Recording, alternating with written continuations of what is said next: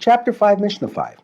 The second dispute in which Beis Shammai have the more lenient position according to Rabbi Eliezer concerns the laws of Yibum, which were first discussed in the previous chapter 4, Mishnahs 8 and 9. As explained there, chapter 4, Mishnah 9, when a man has a Yibum bond with his brother's widow, rabbinic law views him as having a marriage-like attachment to her. As such, he may not marry her close relatives, just as he may not marry his wife's close relatives. This creates a problem where two brothers married two sisters and died, leaving both sisters to fall for Yibum to the remaining brothers.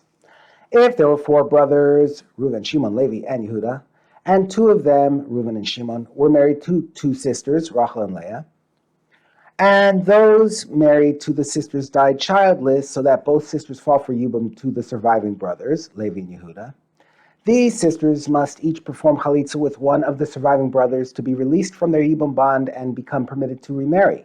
But they may not be taken in Yibum by either of the brothers.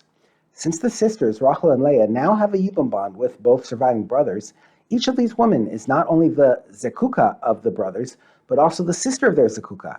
The surviving brothers are thus forbidden to perform Yibum with either of them, since that would be like marrying the sister of their wife. The Mishnah now teaches what happens if the surviving brothers violated the law and married their zekukos. According to the first Tana, Beis Shammai and Beis Hillel do not dispute this ruling.